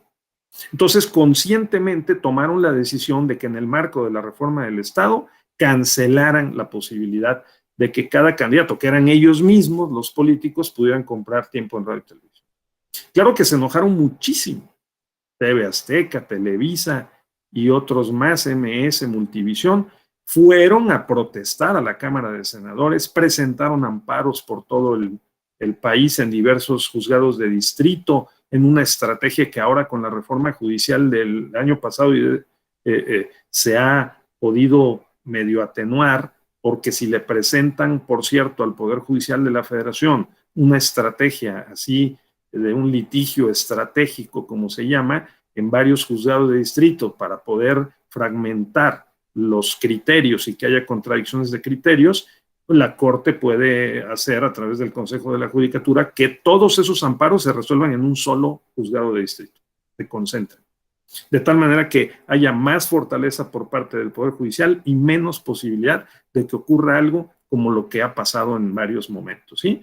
Y uno de ellos es este, porque se presentaron en 2007, 2008 diversos amparos, los llamados amparos de los intelectuales, el amparo Televisa, TV Azteca, en contra de la reforma electoral que canceló, pues les canceló 1,000 millones de pesos, ¿no? O el 70% de los recursos de los partidos en un año. Y pues eso fue muy doloroso para las finanzas, la posición política de los medios, el modelo de comunicación cambió, la Corte no resolvió el fondo de esos amparos, porque consideró, como lo sigue sosteniendo, que no proceden, por una parte en materia electoral y por la otra, de que las acciones, de que no hay posibilidad de revisar el contenido de las reformas constitucionales. Pero cuando ya no se trató de la reforma constitucional, sino la reforma a las leyes secundarias, allí sí se pronunció la Corte, ¿de acuerdo? La Corte se pronunció confirmando en la constitucionalidad del modelo de comunicación política. Y otro tanto ha hecho con sus sentencias y criterios el Tribunal Electoral del Poder Judicial de la Federación. Ahora hay un debate sobre en qué medida, esto es otro rasgo relevante de este debate sobre el modelo de comunicación, en qué medida limita la libertad de expresión. que ese fue el motivo principal, el principal agravio, motivo de queja de un grupo de intelectuales que le plantearon al Poder Judicial de la Federación, ¿no?, de que este modelo, al cancelar el mercado de medios, limita la libertad de expresión. La respuesta de la Corte ha sido muy clara, en el sentido de que la libertad de expresión está a disposición de todos los ciudadanos para concurrir con sus opiniones al proceso democrático electoral. Pero lo que está restringido es la modalidad de compra o adquisición. Esto no se debe confundir, dice la Corte. No es lo mismo libertad de expresión, ¿sí?, que la modalidad de adquisición. Es una modalidad solamente la que está limitada, ¿sí? Y hay algunos estudiosos, analistas jurídicos, que han sostenido, me parece que bien, legítimamente, válidamente o correctamente, de que, digamos, habría que entender debidamente estas disposiciones. Y también fueron mal entendidas. ¿A qué me refiero? Me refiero a que en ningún lado está prohibido, ¿no?, que si no se trata de apoyar a un candidato, porque lo que está prohibido es comprar tiempo o aire para apoyar a un candidato. Pero para debatir los asuntos públicos del país no está prohibido. Entonces, que podemos ir un grupo de ciudadanos y con nuestros recursos comprar, adquirir un poco de tiempo, aire para hacer un programa y discutir los problemas del país, por supuesto que no. No está prohibido. Pero si llegamos y decimos, si apoyo a Pedro para la gubernatura, eso sí está prohibido, ¿sí? Entonces, sí también hay que considerar estos contornos y fronteras, ¿no?, y matices que tiene este modelo de comunicación política. Claro que preferimos no hacerlo, pues hay una inhibición general y se ha generado como una imagen de que el modelo es muy rígido y está completamente cerrado. Yo difiero, con base en opiniones compartidas con otras personas que lo han estudiado muy en detalle en ese sentido, ¿sí? Entonces, ahí voy, Juan Ignacio. Solamente el IFE es el que administra estos tiempos fiscales, ¿sí? En la Constitución están, y es yo creo que la única en el mundo que establece estos aspectos, hasta los minutos, los 48 minutos, ¿sí?, dice el artículo 41, de que se va a disponer para poder distribuirlos entre los partidos para efectos del proceso electoral, ¿sí? Una vez que inicia el proceso electoral. Entonces, damos la voz a Juan Ignacio. Adelante, por favor. Sí, nada más para comentar que en el caso de que uno quisiera adquirir tiempos de radio y televisión para debatir, pues creo que existe la disposición de que se les tiene que invitar a las opciones políticas, a todas, para poder llevar a cabo este debate, no nada más a unos cuantos. Sí. En rigor yo me refiero a que nos pongamos de acuerdo este grupo que está aquí y dijéramos, vamos a poner cada quien 1,000 pesos y vamos a contratar un espacio en radio y televisión para discutir los problemas del país, no para debatir la propuesta del partido A, B, C o debatir lo que plantean los candidatos. Y yo diría que hasta eso podría ser posible en la medida en que no pudiéramos expresar una preferencia, ¿sí?, en favor de uno o de otro candidato. Podríamos establecer una agenda civil, ciudadana, para discutir los problemas del país o los problemas que tengan que ver, por ejemplo, ahora con la revocación del mandato, ¿no? Yo creo que ahí sí hay una mala interpretación, lo creo firmemente y pienso que no es completamente cerrado el modelo de comunicación como para permitir que en la modalidad de adquisición de tiempos, porque lo que dice es por ningún motivo, sí, pero para la propaganda electoral. Para la propaganda electoral. No, porque lo otro sí es una violación de la libertad de expresión, los derechos ciudadanos, en la modalidad de adquisición de tiempo, de adquisición de tiempo aire. Creo, ¿no? Habría que ver. Pero miren ustedes, el artículo 41 de la Constitución dice, el INE será la autoridad única para la administración del tiempo, que corresponde al Estado en radio y televisión, destinado a sus propios fines y al ejercicio del derecho de los partidos políticos nacionales, de acuerdo con lo siguiente y a lo que establezcan las leyes. Y ahí viene el artículo más extenso de cualquier constitución en el mundo. A partir del inicio de las precampañas y hasta el día de la jornada, quedarán a disposición del INE 48 minutos diarios, que serán distribuidos en 2 y hasta 3 minutos por cada hora de transmisión. Esto ha provocado la espotización de la comunicación política.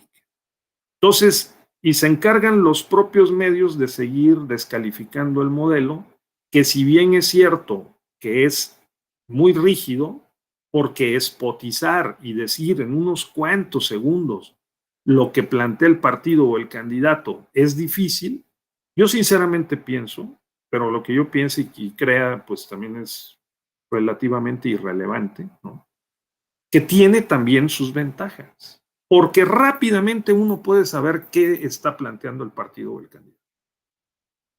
Quizá una combinación de afinar este modelo, como junto con el otro que es el abrir espacio para debates ciudadanos junto con los partidos y los líderes, los candidatos, como bien decía Juan Ignacio, pues es que hay que invitar a todos, sí, las reglas están ahí. No se puede hacer un debate que convoque un partido, una universidad o un medio de comunicación sin invitar a todos. Esa es la regla, la recomendación y la obligación en algunos casos que hay que seguir, ¿no? Entonces, dice entonces que hay 48 minutos diarios distribuidos en 2 y hasta 3 minutos por cada hora de transmisión en cada estación de radio y televisión, en el horario referido en el inciso D, o sea, de las 6 de la mañana a las 24 horas, a las 12 de la noche, sí. Sí, en el periodo comprendido entre el fin de las precampañas y el inicio de las campañas, el 50% de los tiempos en radio y televisión se destinará a los fines propios de las autoridades electorales y el resto a la difusión de mensajes genéricos de los partidos políticos conforme a lo que establezca la ley. Una constitución llena de reglas, porque todo esto podría estar muy bien en una ley secundaria que, como la Constitución, pudiera ser aprobada por 2/3 partes de los integrantes del Congreso, de las dos cámaras. Y así, durante las precampañas, los partidos dispondrán en conjunto de 1 minuto por cada hora de transmisión en cada estación de radio y televisión. El tiempo restante se utilizará conforme lo determine la ley. Durante las campañas deberá destinarse para cubrir el derecho de los partidos políticos y candidatos al menos el 85% del tiempo total disponible a que se refiere el inciso A de este apartado, o sea, de los 48 minutos. ¿Sí? Las transmisiones en cada estación de radio y canal de televisión se distribuirán en el horario que va de las 6 de la mañana a las 12 de la noche. Imagínense, hasta eso está en la Constitución. Pues al grado de desconfianza entre los propios políticos y partidos políticos que lo tenemos que poner en la Constitución. El tiempo establecido como derecho de los partidos y en su caso de los candidatos se distribuirá entre los mismos conforme a lo siguiente. 70% distribuido entre los partidos de acuerdo a su fuerza electoral y el 30% de manera igualitaria. La fórmula o la proporción 70-30, ¿de acuerdo? Hasta una de ellas dice, bueno, luego a cada partido político sin representación en el Congreso se le asignará para radio y televisión solamente la parte correspondiente al porcentaje igualitario. O sea, si un partido no tiene representación en el Congreso, pero tiene registro, ¿sí?, entonces se le dará solamente la parte correspondiente al 30% igualitario. Claro, los partidos pequeños, medianos, pugnan por alterar esta regla para la futura reforma electoral, el compañero nos estaba comentando, que bueno, la idea también sería tratar de igualar todavía más, ¿no?, a los partidos pequeños y medianos para que tengan más acceso a la radio y la televisión. Es lo que plantea históricamente Movimiento Ciudadano, por ejemplo, ¿no? ¿Por qué? Pues le conviene, lógicamente, tener más espacio en el modelo de comunicación. Luego, con independencia de lo dispuesto en el apartado A y B de esta base, o sea, los 48 minutos, la forma como se distribuye, fuera de los periodos de precampañas y campañas, al INE le será asignado hasta el 12% del tiempo total de que el Estado disponga, o sea, el 12% del 1.5% programable, ¿sí?, en radio y televisión conforme a las leyes y bajo cualquier modalidad, ¿sí? Del total asignado, el INE distribuirá entre los partidos en forma igualitaria un 50% y el tiempo restante lo utilizará para fines propios o de otras autoridades electorales, ¿sí? Cada partido nacional utilizará el tiempo que le corresponde en los formatos que establece la ley. O sea, claro, tiene que haber un pautado, una distribución de tiempos, y eso lo hace el INE, que saca oportunamente en agosto del año previo al día de la elección una propuesta de cómo va a manejar la pauta, o sea, cómo va a distribuir estos tiempos en radio y televisión entre los partidos, ¿verdad? Luego entonces, en ningún momento, dice, los partidos políticos y los candidatos podrán contratar o adquirir por sí o por terceras personas tiempo en cualquier modalidad de radio y televisión.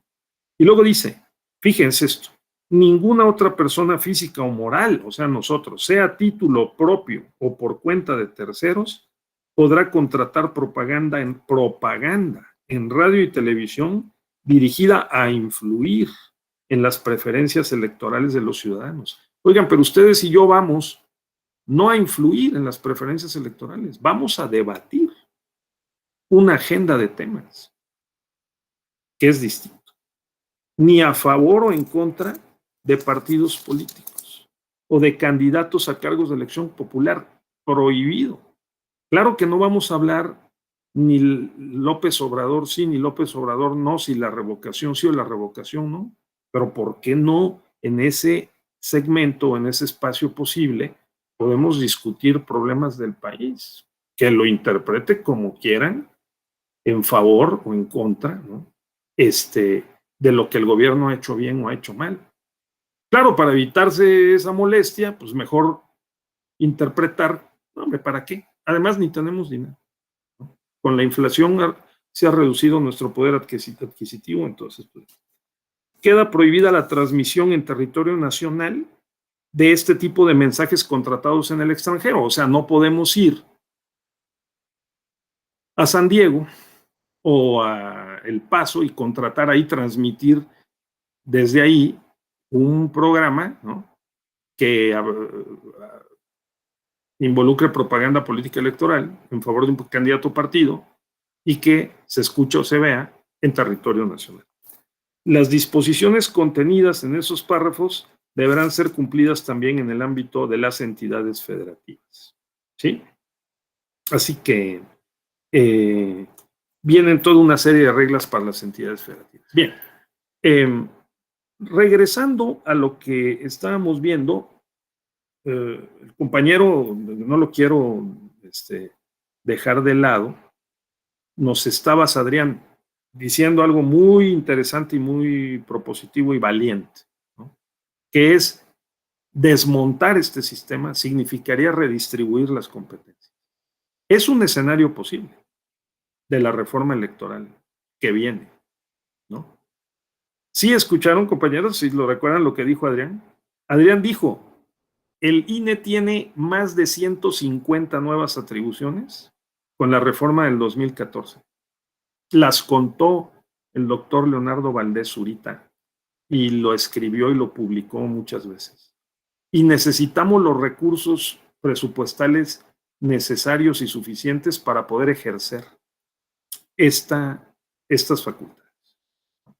Porque el INE no solo pone las urnas y cuenta los votos, lo cual lo hace muy bien, o maneja el Registro Federal de Electores o Nacional de Electores, que también lo hace muy bien. Tenemos un padrón hiperconfiable con todo y que algún maloso lo filtre y lo anden vendiendo en Tepito, ¿no? Pero es muy confiable, de los más confiables del planeta. Es una gran marca lo que hemos hecho con el padrón, o sea, con el Registro Nacional de Electores. Pero también el INE, imagínense, tiene que hacer todas estas operaciones que son muy complicadas, simplemente para tratar de garantizar un mínimo de equidad en la contienda, y aún así las prácticas políticas siguen heredadas del pasado y reforzadas en el presente, ¿no? Manejando dinero bajo la mesa. ¿Verdad, Adrián? Entonces, todo eso complica mucho las cosas. El doctor Luis Carlos Ugalde, expresidente del IFE, ha podido comprobar que se gastan hasta 4 o 5 veces más el tope de campaña en una elección. O sea, el que no tenga 20 millones de pesos ni se meta a ser candidato, a tratar de ser candidato a una diputación federal, y el tope de campaña es de menos de $1 millón de pesos. Entonces, ¿es el modelo americano o es el modelo europeo? ¿No? O nuestro modelo híbrido tampoco está bien estructurado y corresponde con el contexto. Dice Adrián, bueno, una posibilidad es que el INE ponga las urnas, cuente los votos, ¿no? Y se dedique a la educación cívica y a la capacitación. Pero que esta parte del financiamiento y la fiscalización lo haga, por ejemplo, la Auditoría Superior. Que la parte de la propaganda lo haga el IFETEL. Eso es lo que entendí, ¿no, Adrián? O sea, desconcentrar o redistribuir las competencias. Podría ser un escenario. Y que los dictámenes que se emitieran en el IFETEL y en la Auditoría Superior de la Federación pudieran ser revisados en términos de su constitucionalidad, por ejemplo, por la Sala Superior. Esa sería una posibilidad, ¿no? Entonces, tengámoslo presente. Regresamos contigo, Juan Ignacio, y luego vamos a cerrar la sesión hablando de algunos aspectos adicionales de este modelo de comunicación. Y luego también, Adrián. Adelante, Juan. Sí, lo que pasa es que recordando la obra del doctor Luis Carlos Ugalde, él habla de que estos excedentes son solamente siquiera para ser competitivo, ni siquiera, o sea, no gana el que más dinero tiene, sino para ser competitivo más o menos entre 5 y 10 veces más del tope de la elección de que se trate. Correcto, entrar a la competencia, ¿no, Juan? Entonces, entrar a la competencia. Participar. Respecto a lo que propone Adrián, a mí lo único que me generaría como incertidumbres del sentido de cómo realmente actúa la Auditoría Superior de la Federación, si se le va a dotar de una verdadera autonomía constitucional como la que hoy tiene el INE, o va a seguir así como, o vamos a tratar de estar haciendo como estos híbridos, decir, bueno, sí tiene autonomía constitucional, pero pues nomás tantita, ¿no? Creo que ahí ese va a ser el problema de esta nueva propuesta, que me parece interesante, pero creo que sí va a tener también retos mayúsculos. Vamos a ver. A ver, Adrián. Creo que el problema está en otro lado. Es decir, si hablamos de competencia o de que a pesar de los mecanismos consolidados que se tengan arrastrado por la confiabilidad, la eficacia del INE para dotarle de otras atribuciones, es porque sigue siendo muy provechoso, muy lucrativo el puesto de elección popular. Es decir, yo me iría por otra parte, ¿no? Europa, los salarios, las dietas que se perciben, los beneficios que obtienen. Hace poco yo me escandalicé por acceso a préstamos personales que tienen diputaciones con intereses bajísimos, que cualquier mortal que acude a un banco está por el 25 al 40%. Es decir, me parece que el camino o la parte todavía que tenemos muy débil democráticamente es que, reitero, sigue siendo muy lucrativo un puesto de elección popular, más allá de, y no lo exceptúo desde luego, auténtica convicción del servicio público. Ahora, yo lo pongo en este contexto.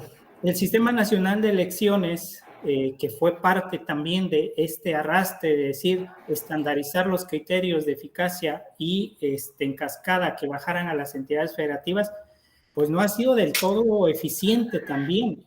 Recordemos la remoción del Consejo General completo del estado de Chiapas.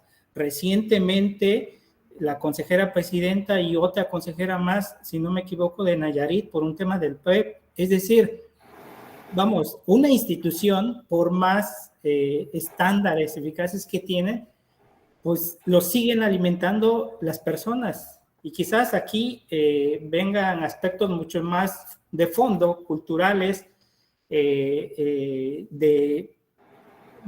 la clásica de que el poder no corrompe a los hombres, sino ciertos hombres corrompen al poder.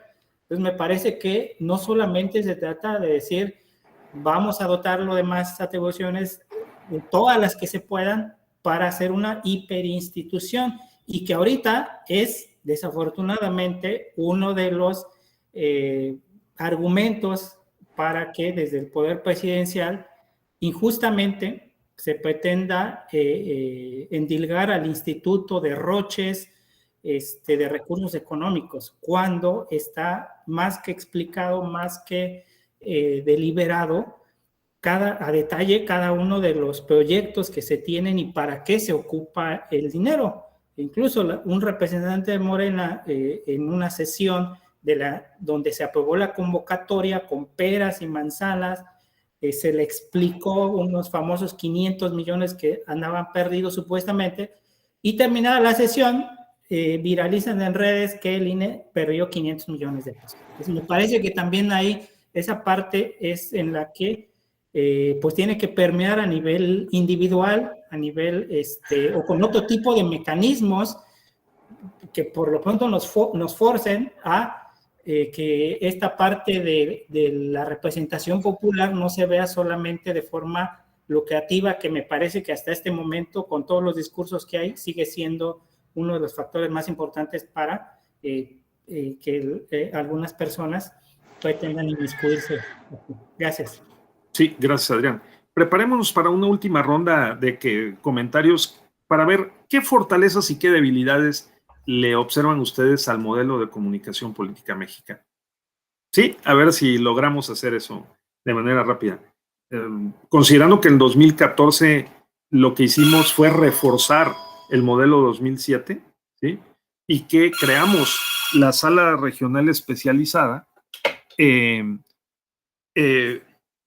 dividiendo el procedimiento especial sancionador, la queja y su investigación inicial y la medida cautelar para bajar la propaganda calumniosa posible o que esté fuera de las reglas, ¿sí? Mientras se resuelve el fondo. Y luego resolver el fondo, llevarlo a entregarle el expediente a la sala regional especializada y que ésta termine emitiendo una sentencia que puede ser revisada por la sala superior.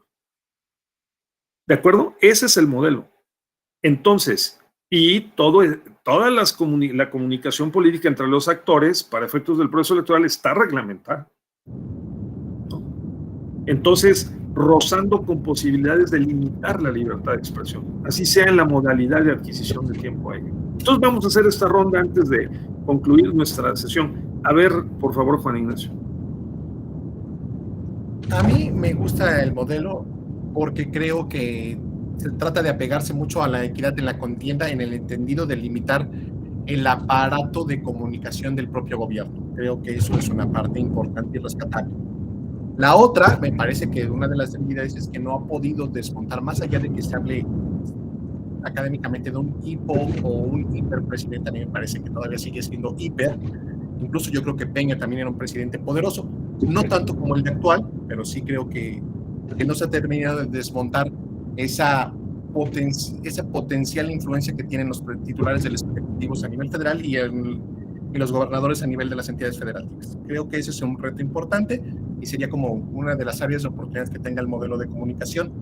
A mí me parece también que el hecho de que se pueda revisar judicialmente las violaciones a propaganda gubernamental fortalece el principio de revisibilidad de los actos. Entonces creo que sí es, a mí me gusta, pero creo que sí puede tener mejoras propiamente. Correcto.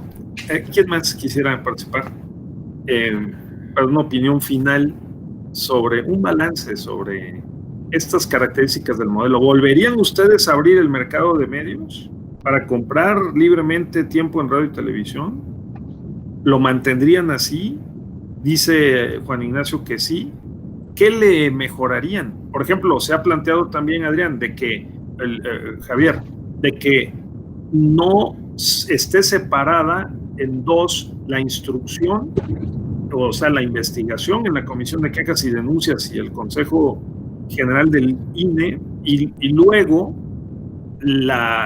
digamos, la actuación de la sala especializada y la sala superior, sino que lo instruya y lo resuelva un solo organismo, que sería la sala especializada. A ver, Javier.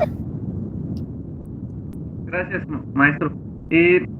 Yo coincido con Adrián que está bien o debe de continuar hasta cierto punto como está.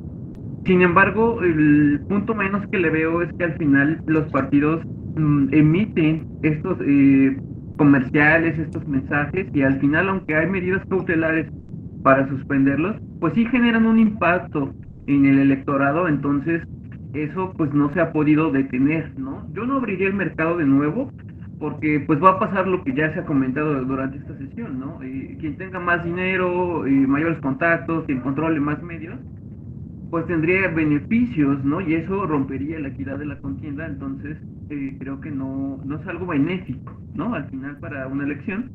Sin embargo, pues sí me hace ruido como pues ciertos mensajes se llegan a filtrar, aunque después se suspendan y se sancionen, pues sí repercute un poco en el electorado, y eso pues no favorece a una elección democrática ni a una libre decisión. Correcto. También diríamos, Julio, antes de darte la palabra, que está el tema de la anticorrupción y la rendición de cuentas, ¿no? O sea, reforzar la prevención y el seguimiento y la sanción en el caso también de que se utilicen las estructuras gubernamentales para optar y dejarse cooptar, para sustraer presupuestos o desviar recursos que en el mediano o largo plazo van a dar a las campañas, ¿o no? Porque también de ese lado los gobiernos son actores políticos de la trama electoral, cuando deberían ser instituciones, digamos, lo más neutrales posibles, ¿no? Entonces ahí hay un aspecto, y el otro es reforzar los mecanismos de rendición de cuentas. Les digo, una democracia pluralista, representativa y participativa, o como quieren otros pensadores o analistas, ¿no?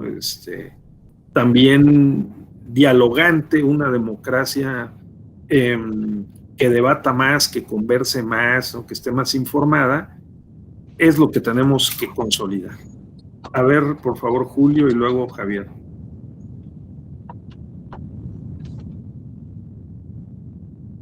No, Julio no, Javier, ya participaste.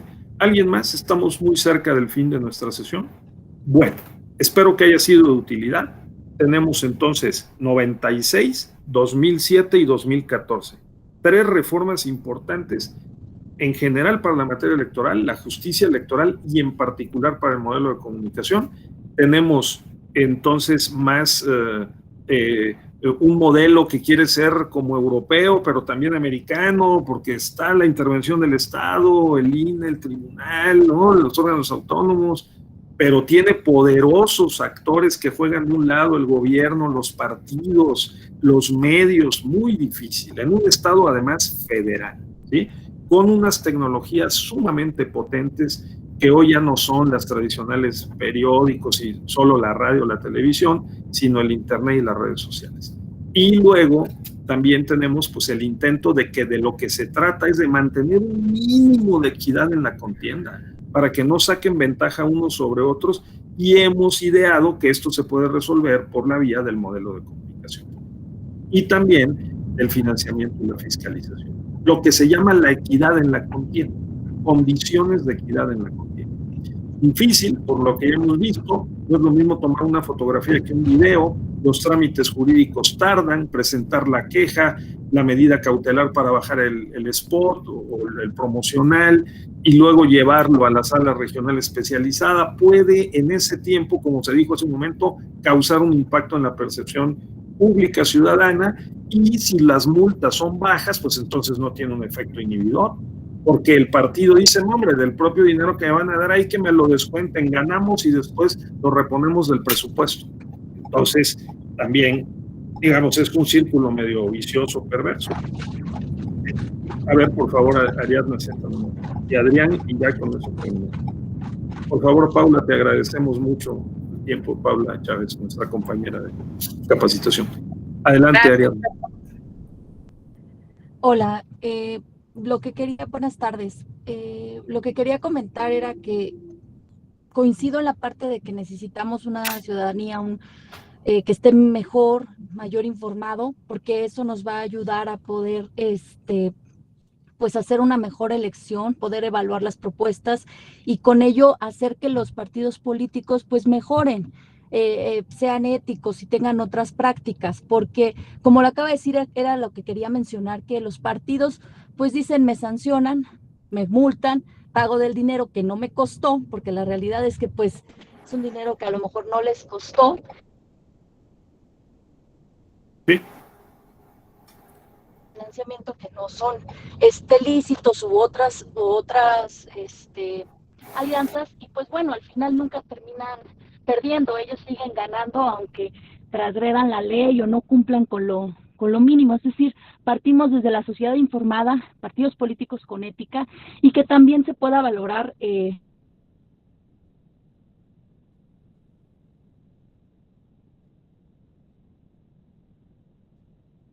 una carrera que se pudiera al final poder ser un candidato, que ya venía esto y que eso les ayudaba, esa mejor educación que tenían, se ayudaba a tener mejores candidatos, o sea, que a la hora de estar en el gobierno fueran unos mejores funcionarios. Creo que todo eso podría abonar a mejorar pues la comunicación, el sistema político que hoy vivimos. Sería mi aportación. Gracias.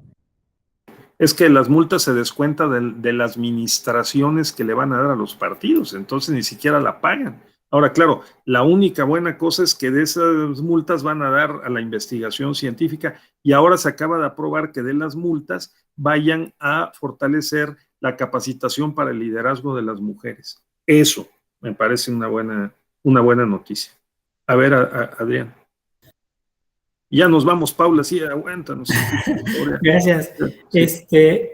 Bueno, yo en su momento en algún otro foro había propuesto una especie de filtro previo a la emisión de los mensajes en radio y televisión a fin de que cumplieran los criterios o las restricciones. Sin embargo, pues se va a acusar censura previa, ¿no? Es muy complicado, pero pues eso nos evitaría esta hiperjudicialización expedita que se da a través de la sala regional especializada y luego en combinación con dos autoridades, administrativa y jurisdiccional, pues se complica mucho. Finalmente, yo quiero traer a colación una anécdota cuando en alguna elección en Alemania un candidato puso un espectacular en periodo prohibido, pues como equiparando al modelo mexicano, como bien lo dijeron, pues una multa y yo voy a salir más beneficiado de lo que voy a salir sancionado. El pequeño detalle es que muy poca gente votó por ese candidato, porque la reflexión fue, si eso hace siendo candidato, violentando la norma, pues ¿qué nos espera siendo un representante o un funcionario, ¿no? Entonces creo que ese es el punto al que deberíamos llegar y al que siempre estamos anhelando de ser una democracia consolidada, pero me parece que pues ahora sí que los esfuerzos, por más pequeños que sean, abonan y desde nuestro pequeño círculo pues podemos contribuir a ello. Muchas gracias. Muchas gracias, Adrián. Pues con tu intervención concluimos. Adriana escribió en el chat que considera una debilidad que no hay mucha regulación en redes sociales. Lo van a ver en módulos que vienen, pero sí, efectivamente, ahí se ha mantenido esta posición de dejar la libertad de las redes sociales, intervenir lo menos posible, salvo que haya casos extraordinarios en donde la justificación para la restricción o una medida también tiene que estar muy bien justificada. Correcto. Pues aquí terminamos. Agradecemos a todas y todos, ¿no? A nombre de la Escuela Judicial Electoral que estén participando en el diplomado Comunicación Política y atiendan la oferta de la Escuela Judicial. Muchas gracias a nuestra compañera Paula Chávez. Paula, por tu acompañamiento y apoyo. Que estén muy bien todas y todos. Cuídense. Gracias, doctor. Hasta luego. Doctor Raúl. Hasta luego, doctor. Gracias, hasta luego. Nos vemos. Cuídate, adiós. Gracias. Bye.